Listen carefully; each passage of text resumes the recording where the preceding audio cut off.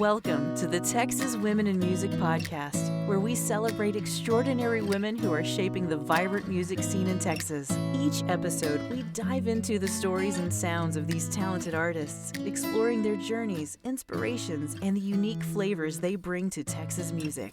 From country and blues to indie and pop, we showcase the diverse talents and voices driving innovation and creativity in the Lone Star State. Join us as we spotlight these trailblazing women and their contributions to the rich musical heritage of Texas, one captivating conversation at a time. Today, we have a real treat for you. Jase Smith-Martinez is here to talk to us about her perspective as an industry professional representing musical artists across Texas and beyond. Jase is the CEO and founder of Shine Agency, which offers tailored services for artists at every stage, from emerging talents to established stars. Shine Agency is partnered with the Texas Music Cafe in the area of music video production and Instrumusic Solutions in the area of event productions, digital marketing, and entertainment booking. Shine Agency is also partnered with It's the Ad Show through the eyes of Roby Nicolai, pulp culture podcaster, host, and event promoter. Shine Agency also recently partnered with the band Beyond Destiny and artist Nikki Heath.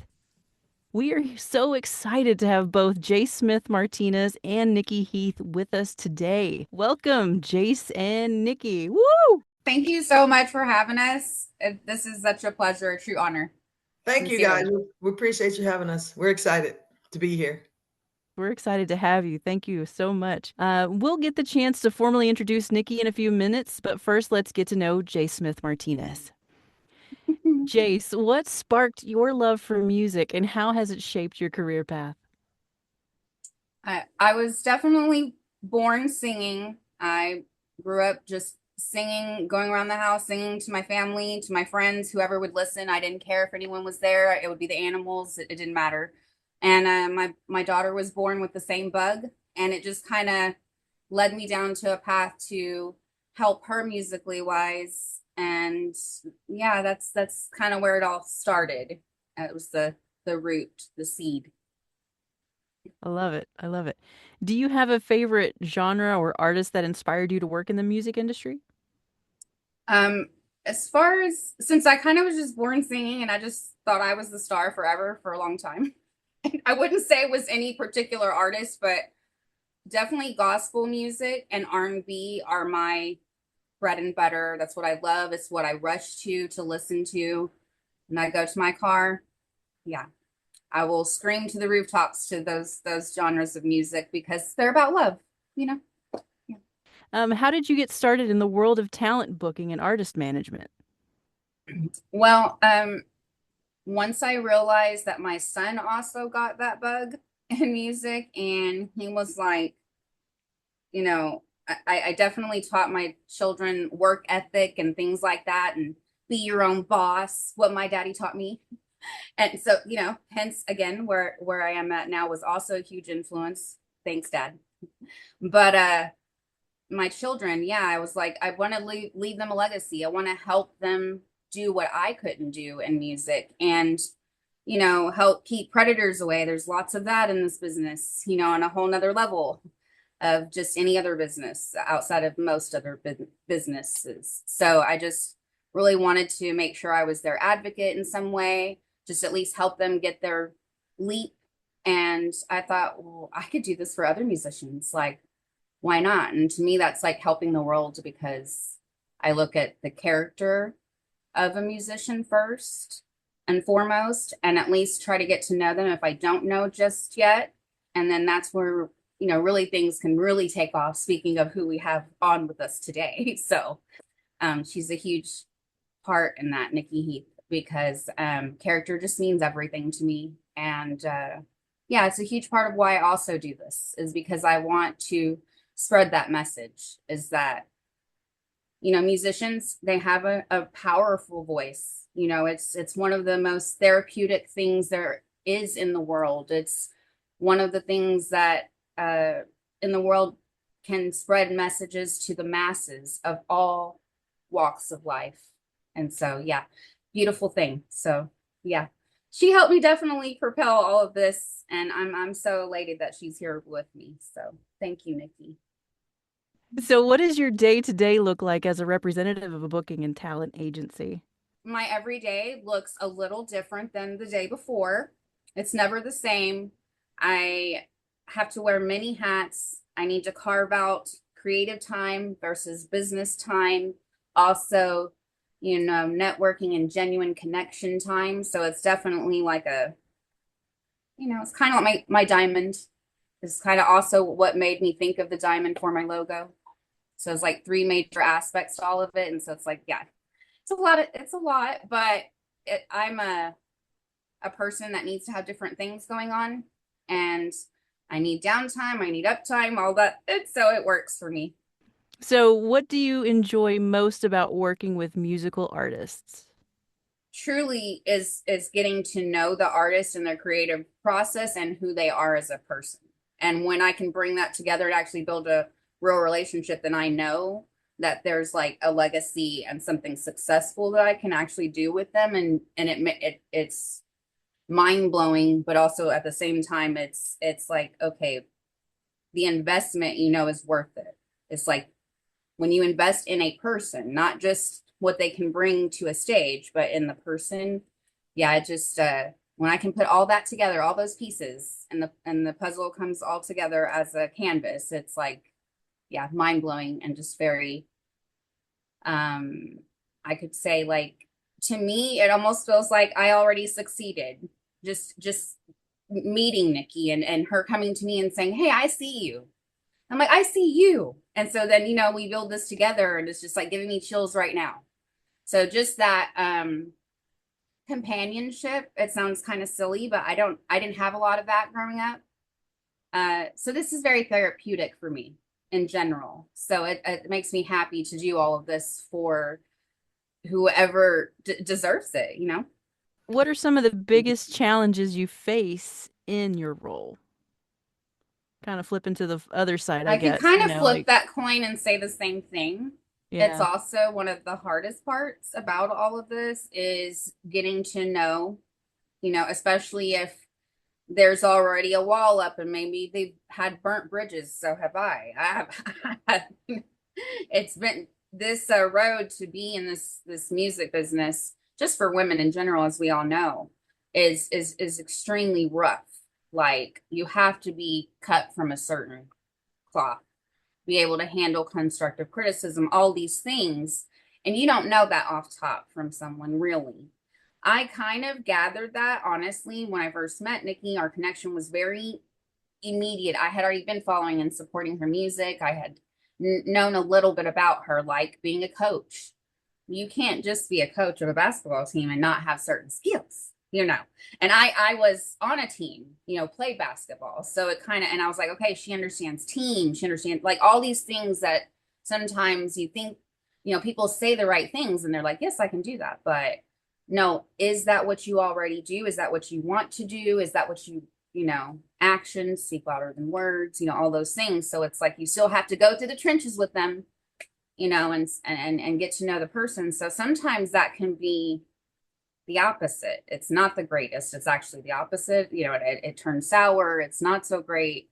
You put all this investment. It's like losing, it's like losing a relationship, you know?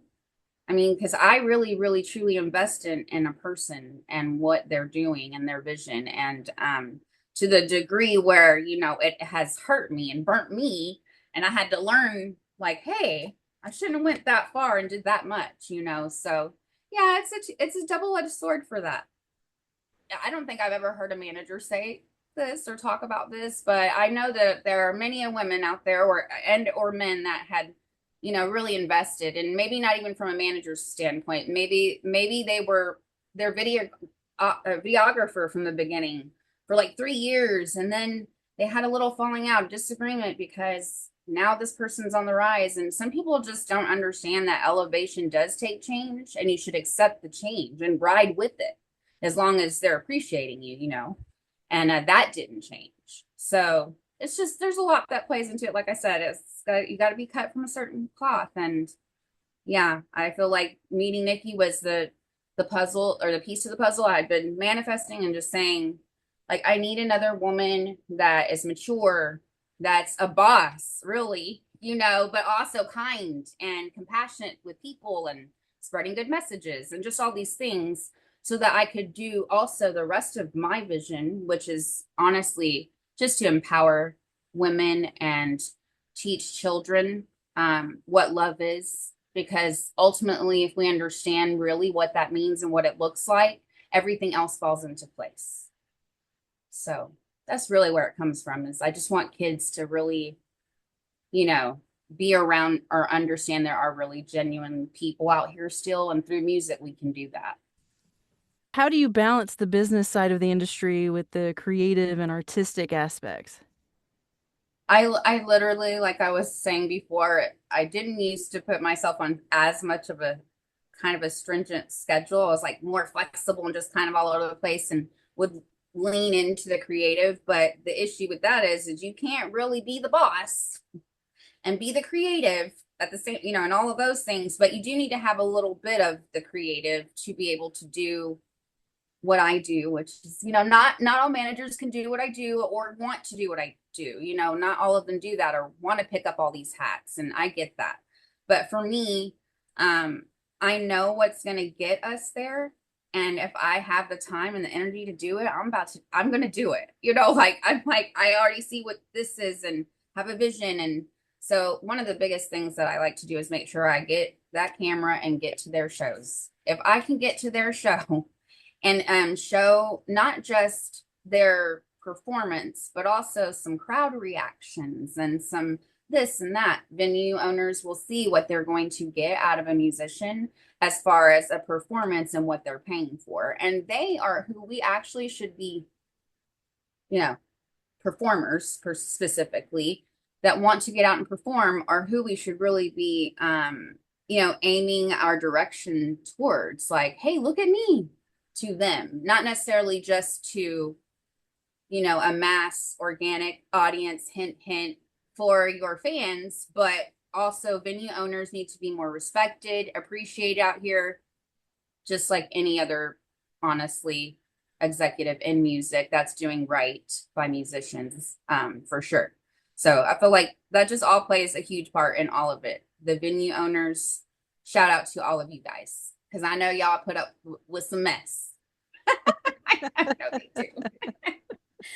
But they also, speaking of, I do want to mention Texas Music Cafe. Yes, I'm partners with them, and they're out here in Waco. But we were at a venue this past weekend that Nikki Heath actually works with or has worked with a few times already or many times before.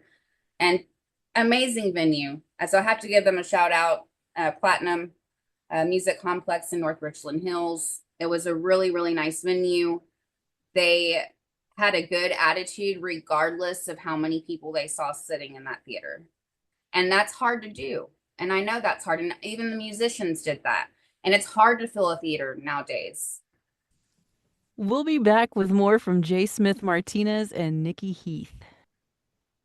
Welcome back, everyone. We've been talking to Jase Smith-Martinez, an industry powerhouse shaping the careers of musical artists across Texas and beyond. Shine Agency recently teamed up with the band Beyond Destiny and the incredibly talented artist Nikki Heath, who is also joining us today. We'll get the chance to talk with Nikki Heath in just a few minutes, but Jase, we want to talk to you about what it's like to work with artists and get your perspective on current trends in the industry. What qualities do you look for when signing new talent? Qualities. So definitely, star power for the stage, performance, ready. Can they hold the attention long enough to keep them in a seat for one full song? Did the crowd have what kind of reaction did the crowd have? So normally I have to at least see them in person or see that they have footage, maybe 30 seconds of some footage. And usually they don't, which I'm very shocked by. I would always have that. So I make sure like every artist that we, pull in, gets that if they don't already have it. And usually who we take in now, they already have to have it. They'll submit it via our site, and it really just asks for them to have that. I've had people message me several times, oh, in the social media, and they want to kind of skip that. But there's a reason why I don't want to skip it, is because I need to see that. And so that's kind of how I've also helped alleviate our load, because we were having tons of submissions coming in, and I was just like, I don't know what to do with this if I don't have anything really to view. And also it was getting a little overwhelming. So also, kind of having, boundaries for ourselves in this business, for women especially, like stick to what you say, all those things, including down to all the little tiny things. They can send you their music 3 times to your social media, and you can be as nice as pie about it, but make them do it through the site if you told them that the first time. And I've had to learn not to I'm still learning to not be so nice or be, too accommodating is what I would say. The word nice gets thrown around too much. What I mean is, not too accommodating, have expectations, hold your standards. How do you help emerging artists grow their careers and expand their audience?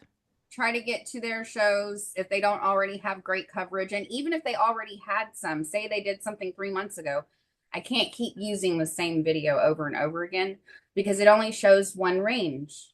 Like Nikki Heath, example, here we go. I have to keep talking about her because honestly, she's just a perfect example.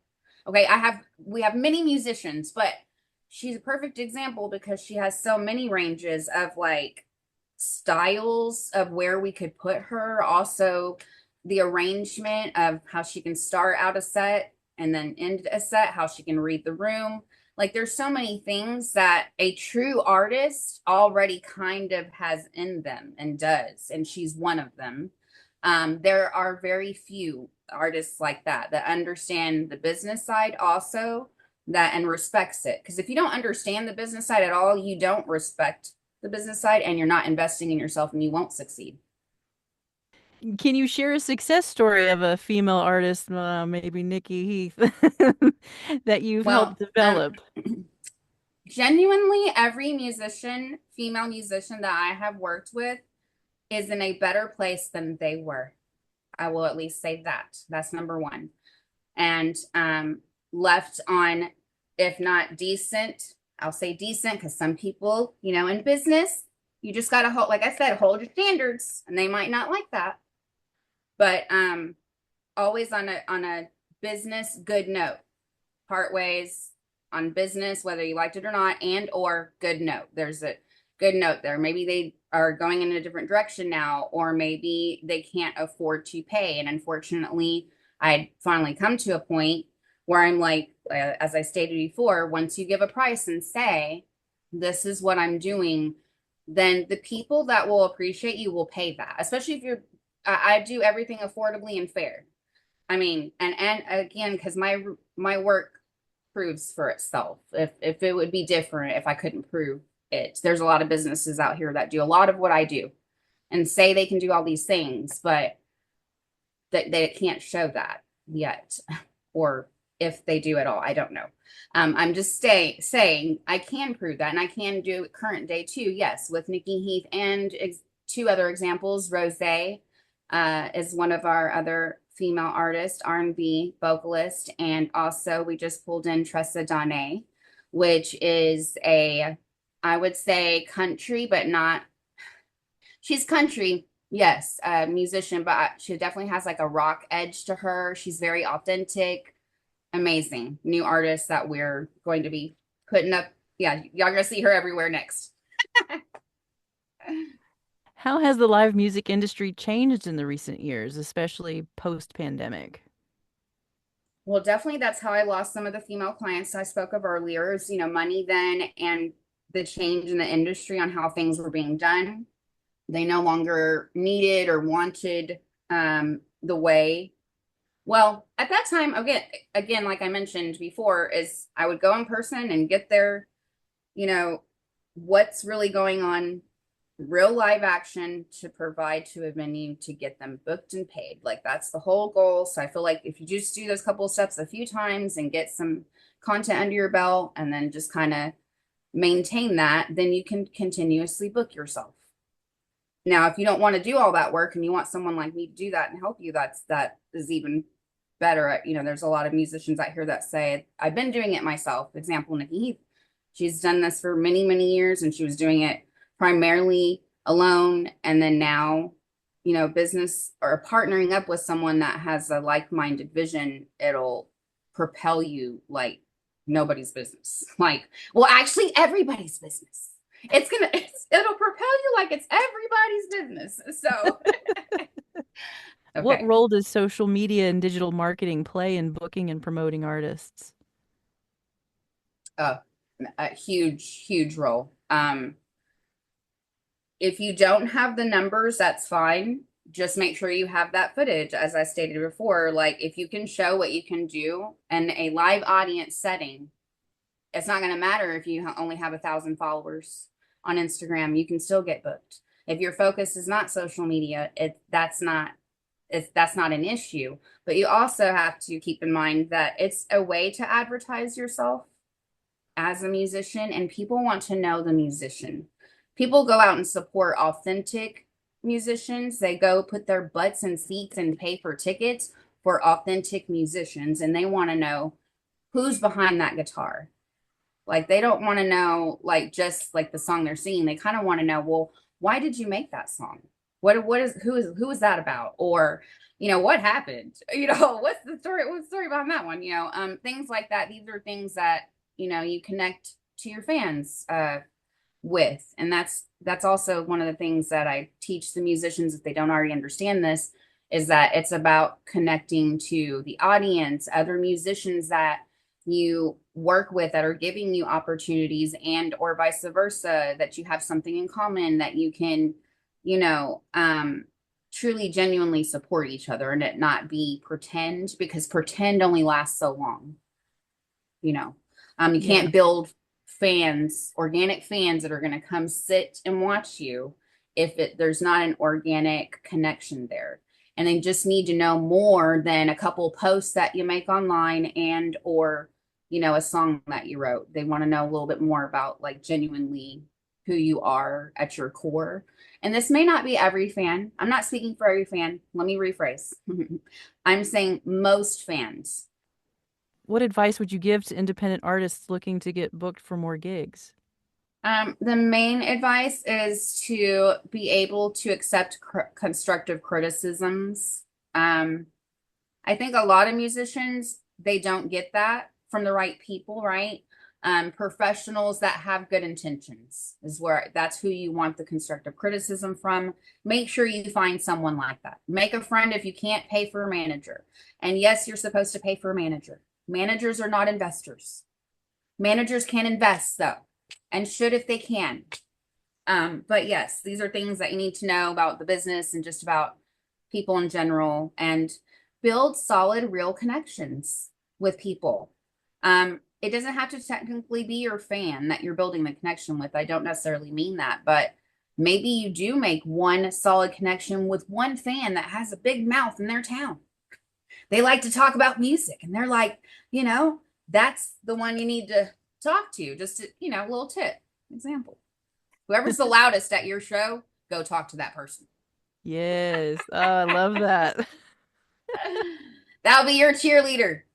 Yes. How do you see the future of talent booking evolving in the music industry? I feel like at this point, after COVID and what's going on with just social media in general, and what happened with TikTok and what's happened with Spotify and just all these things, and I'm sure every musician pretty much knows the names I just said and why. TikTok and Spotify. Okay. Spotify likes to just take someone's complaint and there's no proof behind it because it's bots doing the, you know, searching for the information, and you can't prove that it's not, and they'll take your music down and just all this stuff. So, but they've been around the longest and they're free. So the audience, you know, the patrons love that app. TikTok example, we know what happened with that whole debacle. Everybody thought they were going to lose there were so many people making money on TikTok.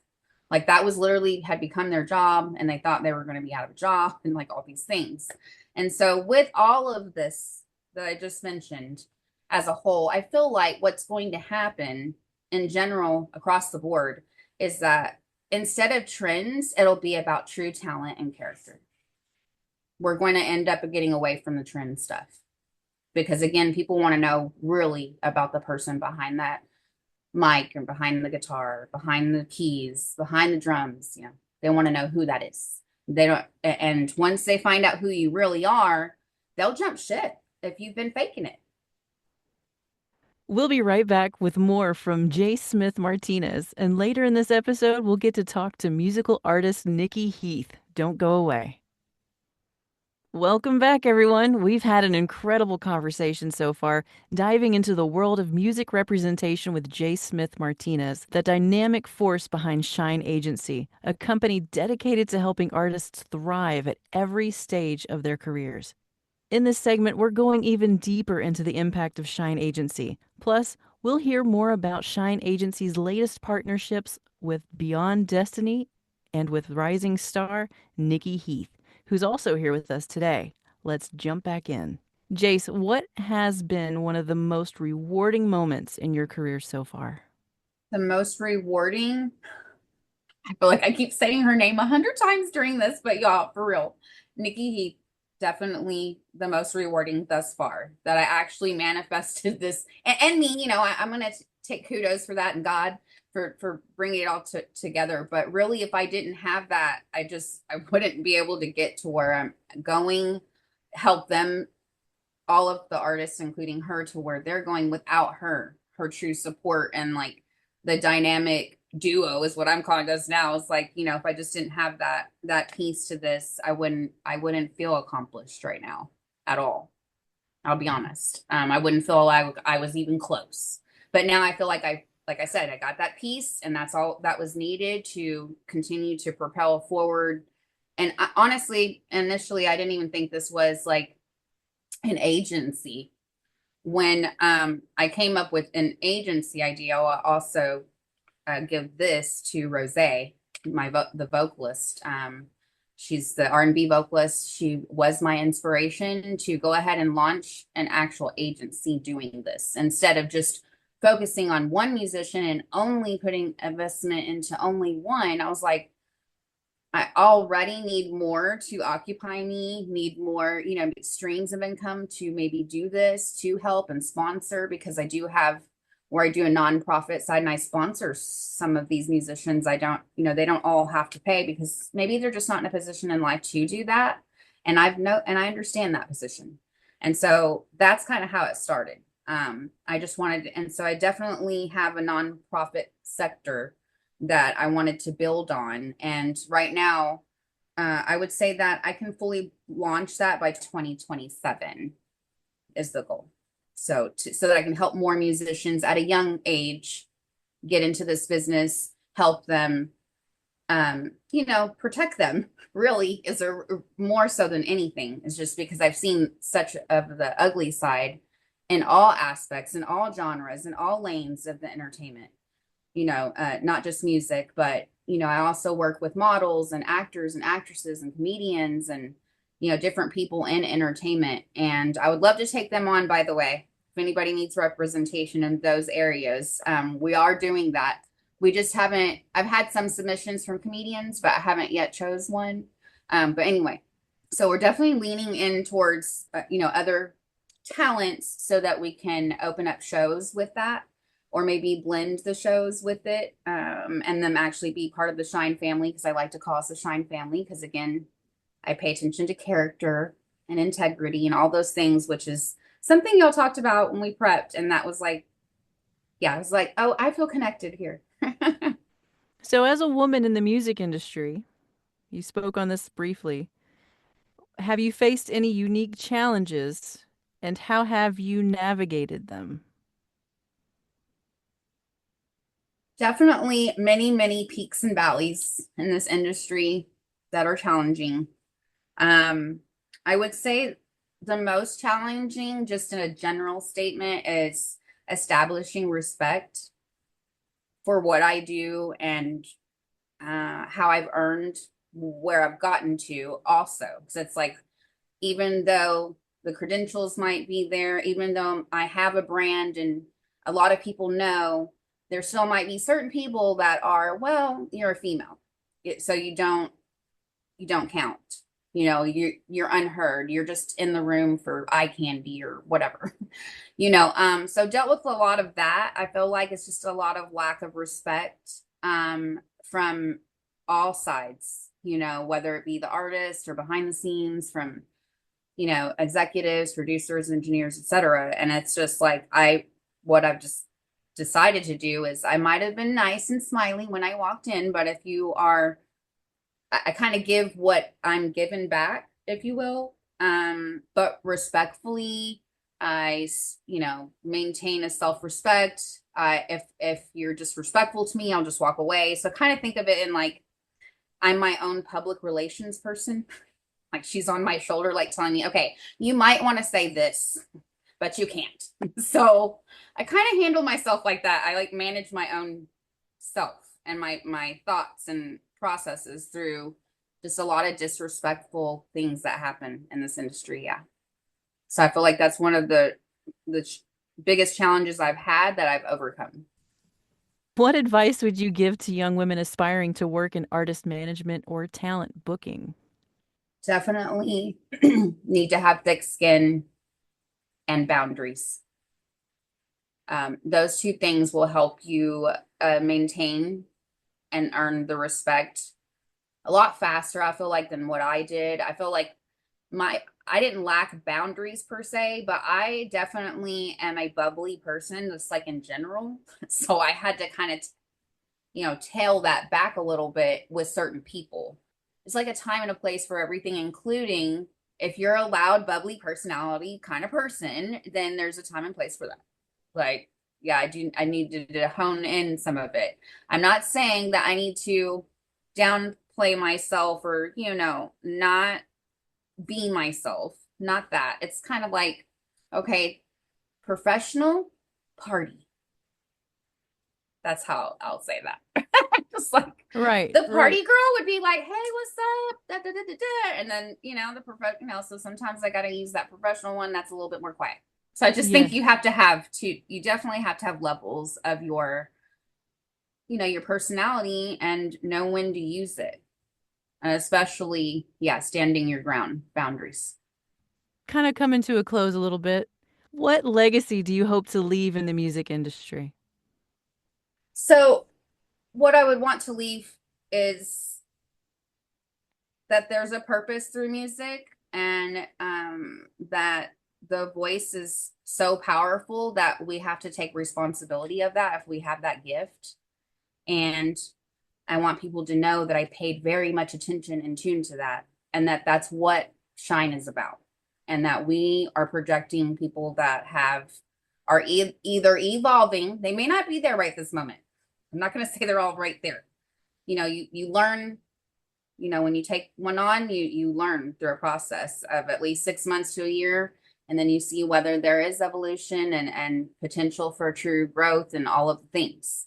But truly, that's what I want people to know, that, integrity means everything within Shine, regardless of what genre you are in, or what kind of race or color of skin you are, or mixed, or none of that matters, or it doesn't have to be specified. Just like, everyone's welcome, but the message, like, what are you saying in your music? Are you welcoming? Are you truly a person of your words?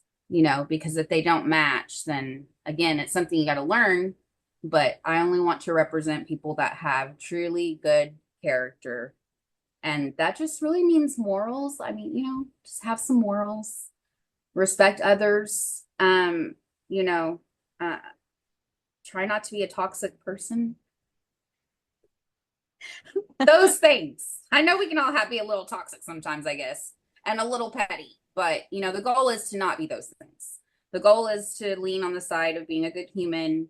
And, I really just want people to know that that's really what we're about, is shining the spotlight on good humans that are talented, that can entertain you.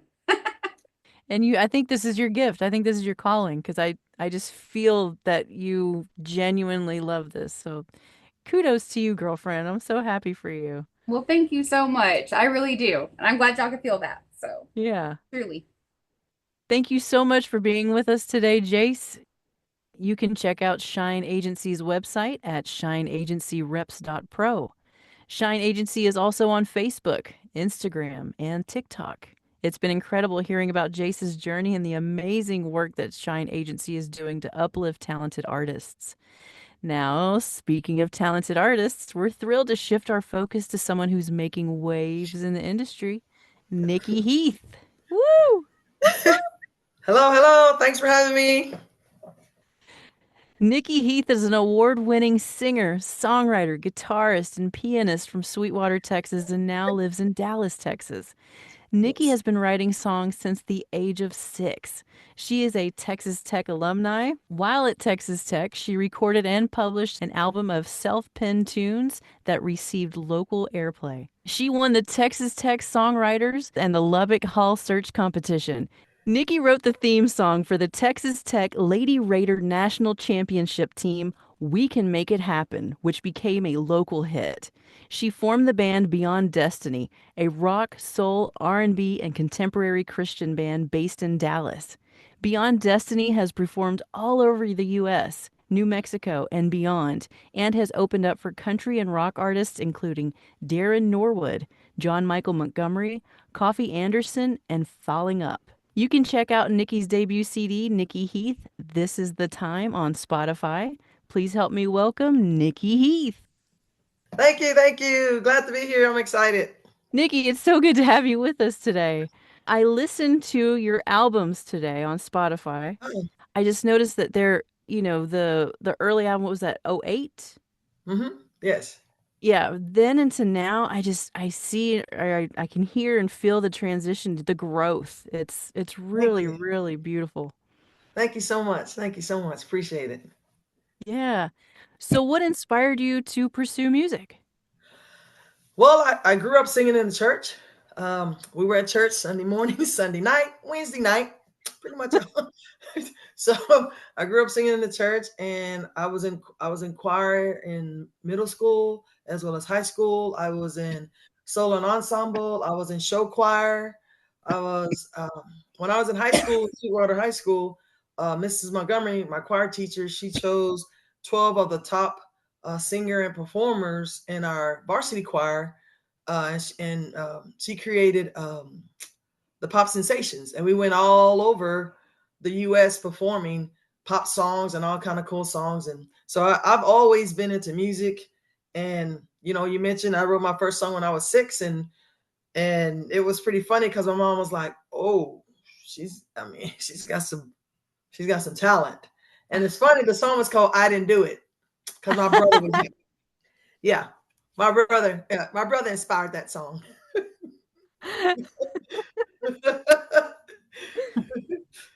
So I gotta ask, what happened? Oh gosh, no, I'm No, not you even. don't have to tell me. You don't have to tell me. I'm just kidding. No, my brother would kill me. So going back to your music, who are your biggest musical influences? I would say the biggest are Tina Turner, um, Aretha Franklin, Whitney Houston, um, the Judds, which I love the Judds. When I say I know every single Judd song ever written, I know every single Judd song. I can play and sing every single Judd song. Can I we love put the her on the Judds. spot? No, I love I love Tina Turner, all of her music, the way she performs, her distinctive voice, her distinctive sound, and then probably the last one would probably be most likely probably I'm a huge Anita Baker fan. So she's a contralto, and so I'm considered a contralto. So I love hearing that sound, and true contraltos. There's not a lot of them, but the ones that are contraltos, they're pretty amazing. So Yeah, it's refreshing whenever you can sing with one of your vocal idols. Mhm. That's wonderful. How has your background or upbringing shaped your sound? Well, as you know, I sports and music are pretty much taken up my whole entire life. Grew up playing sports, grew up doing music. Um, so it has definitely pretty much shaped who I am as a person. My one of my biggest fans growing up was my grandmother. She passed away years ago. May she rest in peace. So she was my one of my biggest fans. So if I wrote a new song, she'd be the first one I would play it for. And what I loved about my grandmother, Dorothy Ann, she she would tell you the truth. So because because she grew up singing in the church as well, and so did my mom. So I would take it to my grandmother. I would go to my grandmother's house every day after school, and we change clothes and go play outside, and then come back in, and I'll pull out some music and let my grandmother hear it, and she would say, "Oh, that's a really good song, but," or she said, "Oh, that's really good. I like that." Or she would always like critique me, but in a very positive and uplifting way. So she was always and she's been an inspiration for many songs that I've written. So it's definitely sports and music for sure. They've pretty much been a part of my whole entire life, all of my life. So since I can remember, I was blessed in a lot of different ways. Uh, In my family, we were raised to work hard. You're not going to coast on your talent, and you're going to work hard. If you start something, you're going to finish it. My parents and my grandparents were the same way. I grew up around a lot of athletes. Grew up a lot of all of pretty much everyone in my family were athletes. Brother, aunts, cousins, all of them played sports, and so it was one of those deals where I was always around sports, and I was very successful in everything that I did. Volleyball, basketball, track. It's important that I make good grades in high school, the whole thing. So it to me, being the best you can be at everything that you do has always been important to me, and that's the way I was raised. All right, we're going to take a break. We'll be right back with Nikki Heath. Welcome back, everyone. We're excited to continue our conversation with Nikki Heath, an award-winning singer, songwriter, guitarist, and pianist from Sweetwater, Texas, now based in Dallas. A proud Texas Tech alum, Nikki has been writing songs since she was 6, winning multiple songwriting competitions and even penning the theme song for the Texas Tech Lady Raider National Championship team. Let's dive deeper into her journey. Nikki, can you walk us through your songwriting process? Oh, ho, ho. Okay. That's a good one. Do That's a you do good. you start with a melody or do you start with lyrics? It varies. Sometimes the melody will come first, or sometimes the lyrics will come, and then I'll add the melody or song, or sometimes they even come in dreams. So it varies. That's wonderful. Do you have any other processes that happen? Yeah. So for me, like, in fact, here's an example. Last week, because I write all genres. I don't limit myself in what kind of music I write. I write everything. So if it comes to me, I'm gonna write it. I don't care if it's rock, soul, R&B, country, contemporary, Christian, gospel, whatever it is. That's what I'm gonna write. Whatever the spirit or whatever it gives me. That's what I'm gonna write. So that's the way I write. But last week I wrote a country song, and the chorus came immediately. So I just recorded the chorus on my phone, and then I sat down later that day and I got my guitar out to come up with kind of the melody that would go with the chorus. And then sometimes when my band is at practice, I'll let them hear something, and my keyboard player will go, "Oh, that sounds cool," and he'll add something here and there. So it's one of those deals where I'll come up with something and then I'll let them hear it, and Keith, my keyboard player, he may add something, or someone else may add something here and there. But it definitely comes from a place where it could be something I've experienced or someone that I've met. I've been inspired by people that I've met to write songs about, or experiences that I've had. And so through that process, it helps me, one, put pen to paper, or put it on my phone and record a chorus or a melody. So I'll have it. How do you decide which songs make it onto an album? Well, I think mainly it has to do with the theme of the album. So this new album that's coming out, it's called Believe. And it really is about giving people hope and making them understand that the light is stronger than the darkness. And it's about making people understand that the power that they actually have, and that things are, if they're in the valleys, that they're not going to stay in the valley, and that it's not always going to rain. And it just reminds them that we are actually royalty, that we come from a king. It reminds them that they actually have way more power than what they think, and that how they think about themselves and what they believe about themselves can propel them to greatness. And so it's based on pretty much the theme of what the album is. So that helps me to decide which songs are going to go in there. Do you have any rituals or habits that help you stay creative, or does it just always come so organically? It's just like, oh, I'm breathing, I'm creative. That's actually pretty funny. Well, well, I actually do. That it they now let's see, now you got me thinking about it. So a lot of it is really organic. It really is. And there's not a ritual I do to write a song. So for me, it's when I get inspired to write, I write. And and there are some times where the creativity is just exploding, and I'm writing 2 or 3 songs a day sometimes. Or sometimes I'm maybe writing a song a week, or I'm inspired by this or something I've seen on TV or someone that I've talked to. So it really is really organic for me. And that's the way it's always been. Actually, I can't remember a time when it wasn't organic for me. Starting at 6. Starting You've at had a lot 6. of years to practice and Yes. fine tune that gift. Yes, ma'am. Yes, ma'am. So, what's the story behind your latest album or song? Okay, so our latest song that's going to be coming out. We were supposed to come out on the 28th, but it got a little bit delayed, so it's going to come out later. But it's called "Wanted." It's actually, so there are 10 songs on this new album, and it's rock, rock soul, but I always try to put uh and there's some contemporary Christian, teens of contemporary Christian rock in there. So I always try to put that in all the albums that I do, because my faith is really important to me. And so always you're going to find someone in there, and even the songs that may not be considered contemporary Christian, there are still pieces of my faith that are in the song, even though it may not be considered contemporary Christian. And so, which is great because you can put them on all kind of different charts because of that.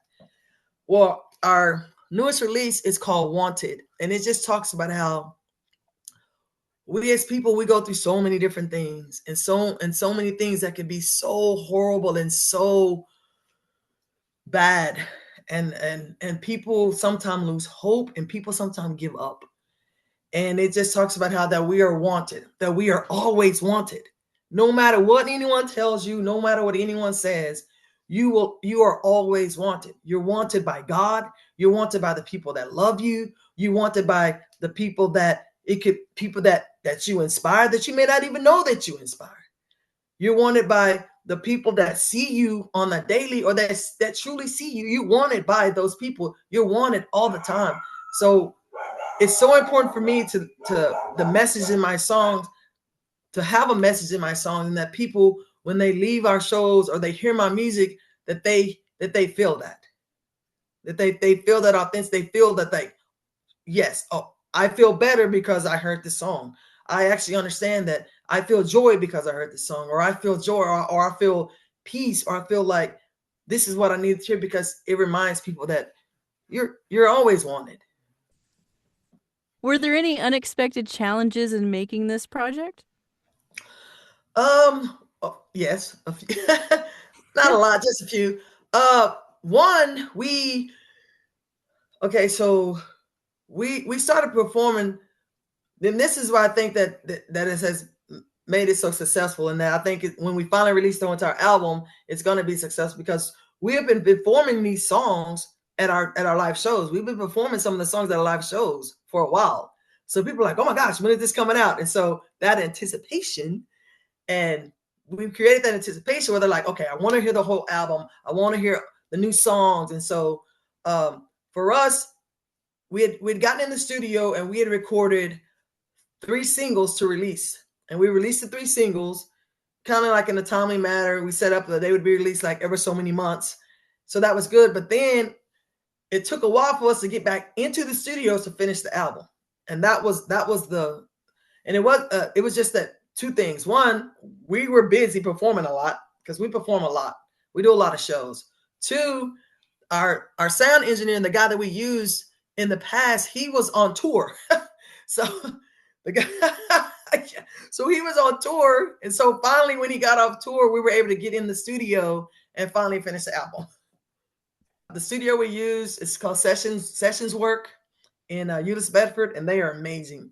John, he does a great job. He also works with Rose, who's the other artist that Jase manages. He also he records. She uses him for her recording as well. So he's really good. He's very talented. He's great. But that was mainly the hang up. The man was on tour. Yeah. Well, there could be worse, I guess. Yes. Good for him. Is there a particular track that holds a special meaning for you? Yes. Pray tell. Okay. One of the songs that in particular that has really come to mean a lot to me and to other people, I think, as a whole, is I Have Felt That Way. To me, it's one of the, I think it's one of the best songs, one of my best songs that I've written. And it was actually the first release off of this new CD. And because it reminds people that we are all human, and it reminds people that we have all gone through something at some point in our lives. And it connects us as humans, and that, I felt that way, but just know, like I said, that there's light at the end of the tunnel, that the light is stronger than the darkness, and that we as people should be uplifting each other. We shouldn't be tearing each other down. And because you don't know what someone is going through. I mean, I've been on the phone with friends that were suicidal. They called me and I had to talk them down. I've been on the phone with a mother who lost her son because he committed suicide. And she didn't know. Like she had no idea, because he was doing great. I mean, he never seemed like he was upset about anything. He was always smiling, and he was always he was just being him happy-go-lucky self. And she had no idea. And he committed suicide, and it was such a profound, horrible tragedy. And to talk to her, and she's a really good friend of mine, and to talk to her and just the grief and the sadness and the not knowing that he was feeling that way. To me, that is such profound sadness. And I cannot even imagine as a parent losing a child like that. I just can't. And so to me, it's always important to treat people with respect, and to treat people, doesn't matter what they do, doesn't matter what occupation they have, doesn't matter where they come from, doesn't matter the color of their skin. We as humans should truly be helping each other. Let me tell you about my grandmother, just a little something about my grandmother. Yeah. She was one of those people that everyone called Granny. Like, she was everyone's grandmother. And if you were hungry, she would feed you. Oh. If you didn't have clothes, she would buy you clothes. If you didn't have shoes, she would give you shoes. She was one of those people that truly showed love to everyone. And she was a perfect example of the way you're supposed to treat people. So for me, my grandmother is the epitome of perfect love. Yes. She's the epitome of perfect love. And so I have been around it, and I've seen it all my life, from my grandmother, from my mom, but definitely my grandmother. She was just one of those people that, man, it didn't matter who you were. She treated you with respect. Now she's not gonna let you run over her, don't get me wrong. But but she also understood that we're supposed to help each other. Don't go too far. We'll return with singer-songwriter Nikki Heath. Welcome back. Award-winning singer-songwriter Nikki Heath has been talking with us today about her journey. In addition to being an artist in her own right, Nikki is the driving force behind the band Beyond Destiny, a powerhouse band blending rock, soul, R&B, and contemporary Christian music. Nikki, what was your most memorable performance experience? This is gonna be Oh, good. Yeah. Yeah. Come on. yes. Okay, so I have a couple. Okay, Okay. I have a couple. All right. So when we performed in Dallas at the House of Blues to a Ooh. sold out show, that was amazing. It was us and two other bands that opened, and then we were it was just amazing, and so great. And then second, we did a show at this place in Denton called the Dive, and sold it out. The people were dancing and singing along and everything, and then there were people screaming out, "I love you, I love you, we love you." And there were people screaming out, "I want to have your baby."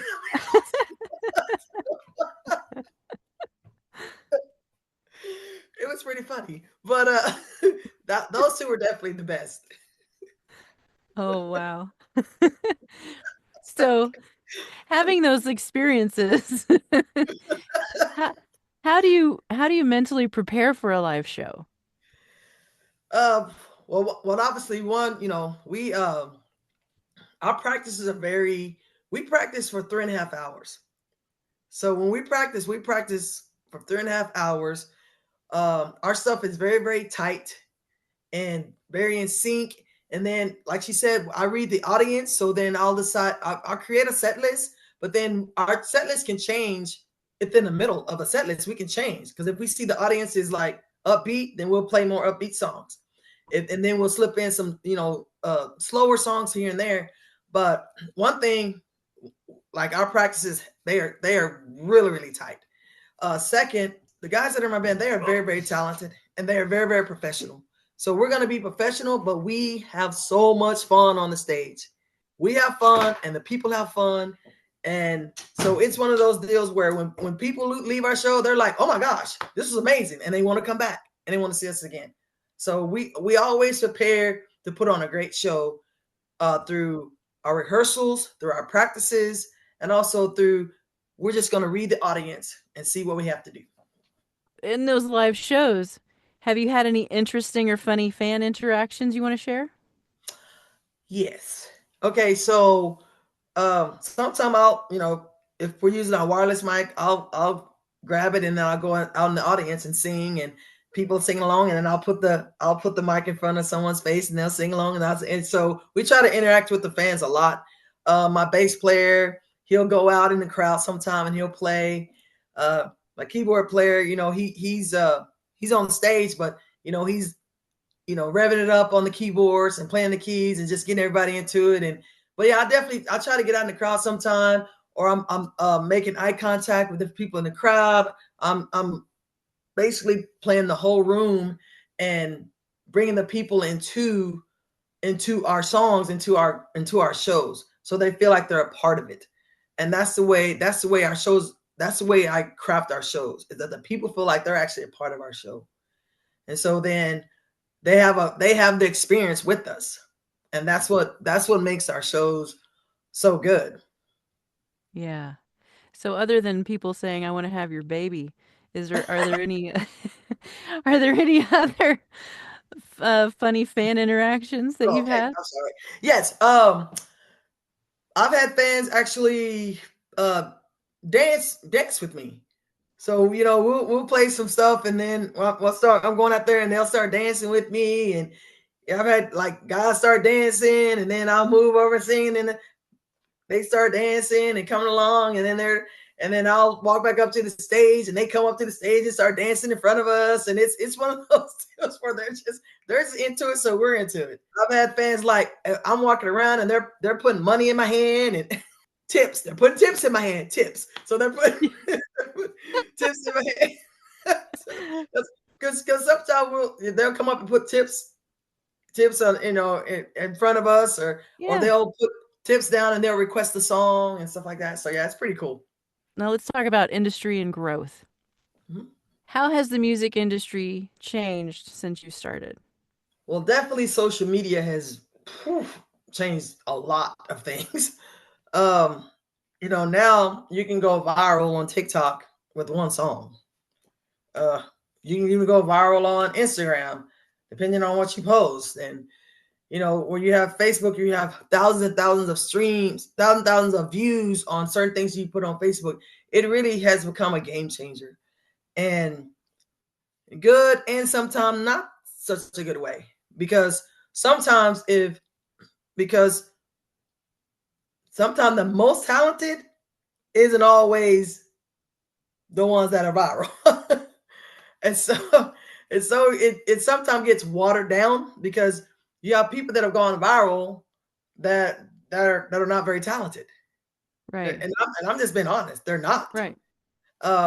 They've gone viral because of something that they've done or something that they've said, or maybe they've done a song here and there, but they're not very talented. But they've gone viral because of certain different things that they've done. So now you have these artists and these people that have gone viral that are not very talented. So then they get in the industry, and so that now they have to have these songwriters, different people, try to jump on that momentum to keep that momentum going. So then they're hiring songwriters and lyricists and bands and stuff like that to cultivate that viral artist or person to ride that wave, because they know that viral wave, it may not last. So they're going to jump on it very, very quickly and go. And in the industry now, they sometimes look, okay, well, what are their numbers? How are they doing over here? How are they doing on Spotify? Or this, that? How are they doing on Instagram? How many followers do they have? And all this stuff. And that's fine only up to a certain point, because you will not keep the people if you're not talented. Right. You're not going to keep them. Okay. You may have for a little while, but if you're not talented and you're not providing a good product, it doesn't matter how many times you go viral. If the product is not good, you're not going to keep the people. Right.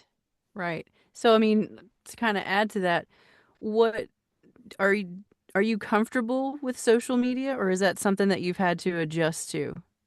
I'm pretty comfortable. But no, I'm comfortable, but I've had to do more. Okay, when Jase became my manager, she was like, "You need to do this, and I was like, "Okay," but because I was already pretty busy. So when she became my manager, she took a lot of stuff off of my shoulders that have to do with marketing and social media, because I can't do all of that. I don't have time. Right. I'm over here making music, running the band, doing all the stuff, rehearsals and all the stuff. I mean, I'm doing a lot of other stuff over here. So when she became my manager, it really helped me a lot. And the first manager that I had, the company, which he was co-owner, and I became a co-owner of Industry Solutions.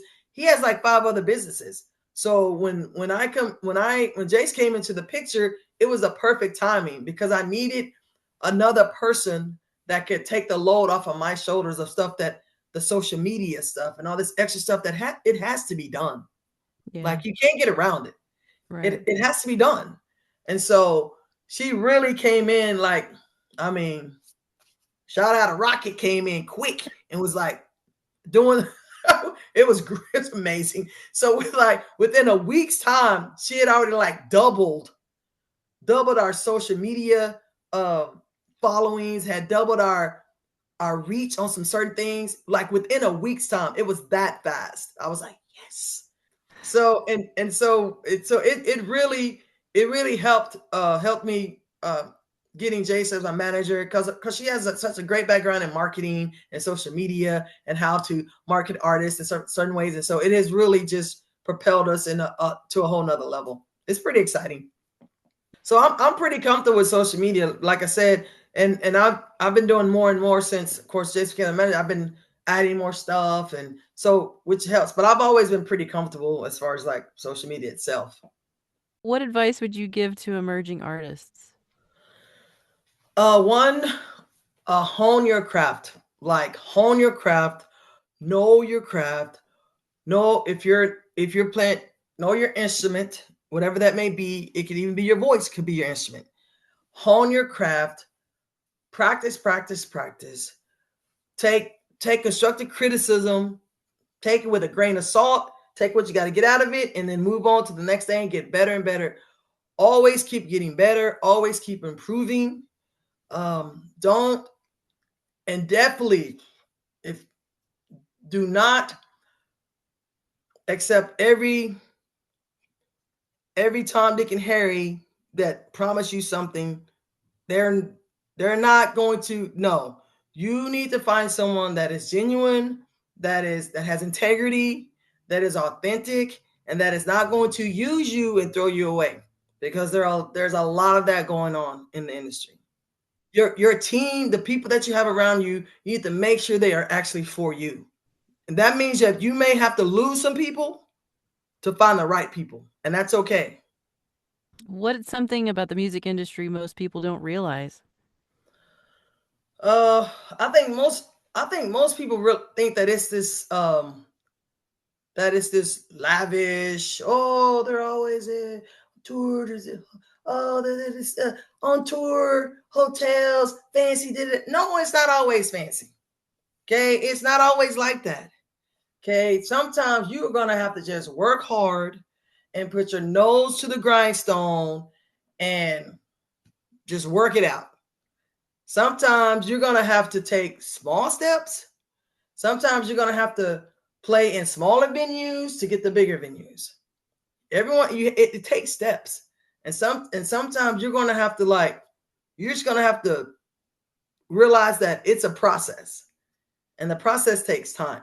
Some people try to do something so quickly, and what happens is that they do something too quickly, but then they don't follow the steps to get to that, and then that their career is over in a short time. I'm in this for the longevity. I've been doing this since I was 6. So I'm in it for the long haul. Clearly. Yeah. Obviously. So I'm not just here, like I said, but I'm saying finally professionally since I was in college, but I'm not here just for a little while. I want to be here until it's time for me to get to heaven. Okay. I want to be doing music, and I want to help other people do music. I want to produce. I want to eventually have my own recording studio. I already have my own independent label. I eventually want to have my own huge independent label, produce other artists, bring other artists onto my label, artist development, work with other artists when it comes to vocal performance as well as stage performance. Like I have this big, huge dream that is slowly coming to fruition. And there are different pieces that are coming along already. So no, you guys better get ready. It's going to be big. Now, these are some fun questions. If you weren't a musician, which is hard for me to fathom, especially after visiting with you, what would you be doing? If you couldn't sing, let me put it that way. If you had a horrible voice and you could not sing. Dang. Okay. No, you didn't just say you said horrible voice. Wow. Okay. Okay. If you had a horrible voice and what would you do? You want to hear? Okay. You're going to be surprised by this, but then you may not be. You ready? Ready. I actually think I would be in the medical profession. I think I would probably be either a brain surgeon or a cardiologist. I can see that. I was thinking ER. Yeah. ER doctor. Nice. Yeah. Yes. I think that's what I would be doing if I wasn't doing music, for sure. Mm-hmm. What's currently on your playlist? Oh, yes. Okay. Current on my playlist, Tina Turner, The Judds, Cody Jinks. He's Texas country, Red Dirt, Outlaw, Cody Jinks, Tracy Chapman. Yeah. Black Top to me is sounds like old country.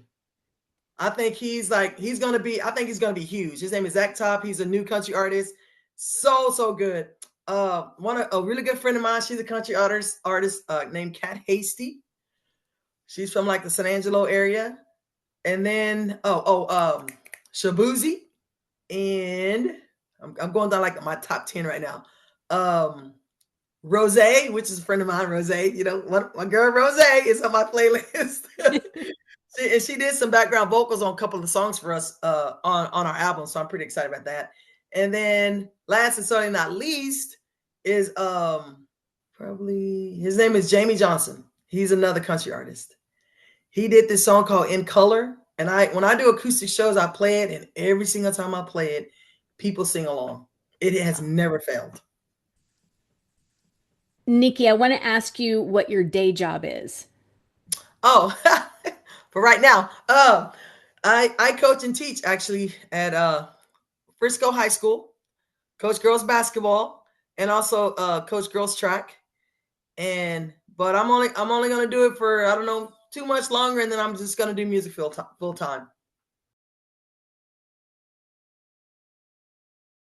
Well, thank you so much for being with us today, Nikki. You can check out Nikki Heath on Facebook, Instagram, and at instrumusicsolutions.com. You can check out the band Beyond Destiny at www.officialbeyonddestiny.com.